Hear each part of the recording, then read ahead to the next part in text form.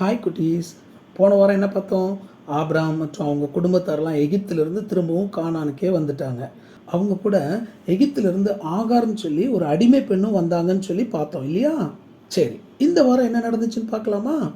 ஆபிரகாமுக்கு ஆடு மாடுகள், வேலைக்காரங்க, வெள்ளி பொண்ணு இதெல்லாம் நிறைய இருந்துச்சு. ஏன்னா பார்வோனும் கொடுத்துருந்தாரு, ஏற்கனவே ஆபிரகாம்கிட்டையும் இருந்துச்சு.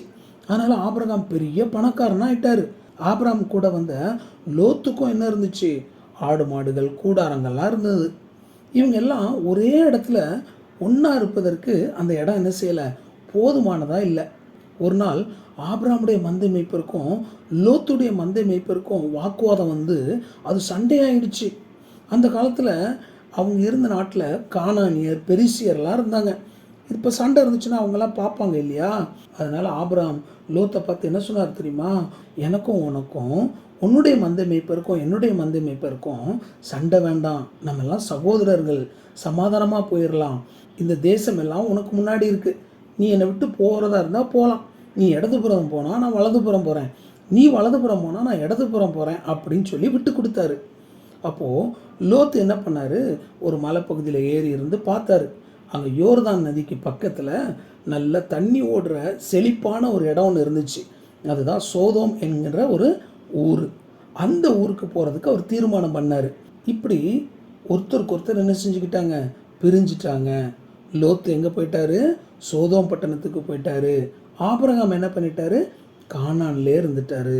தம்பி தங்கச்சி, நம்ம வாழ்க்கையிலையும் கூட இந்த பணம், ஆஸ்தி, அந்தஸ்து இதெல்லாம் வந்துச்சுன்னு வச்சுக்கோயேன், அதுதான் நம்மளை மற்றவங்க கிட்ட இருந்து என்ன செஞ்சிடும், பிரிச்சிடும்.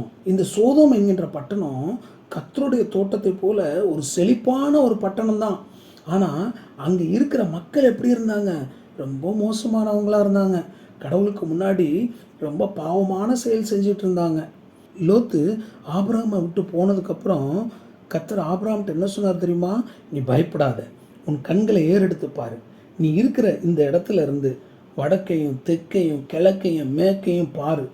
நீ பார்க்குற இந்த எல்லா இடத்தையும் நான் உனக்கும் உனக்கு பின்னாடி வர சந்ததிக்கும் நான் தருவேன் அப்படின்னு சொல்லி சொன்னார்.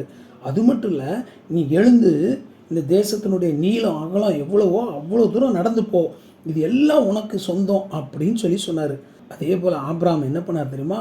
அந்த கூடாரத்தை அவர் எடுத்துகிட்டு போய் எப்ரோனில் இருக்கக்கூடிய மம்ரே அப்படிங்கிற இடத்துக்கு போயிட்டு அங்கே ஆண்டவருக்கு ஒரு பலிபீடத்தை கட்டி அவரை தொழுது கொண்டார். தம்பி தங்கச்சி, ஆபிரகாம் கடவுளுடைய வார்த்தைக்கு கீழ்ப்படிஞ்சதுனால ஆபிரகாமை தேவன் ஆசீர்வதிச்சார். ஆனால் ஆபிரகாமோடு சண்டை போட்டுட்டு பிரிஞ்சு போன லோத்துக்கு என்ன நடந்துச்சுன்னு சொல்லி அடுத்த வாரம் பார்ப்போம். சரியா?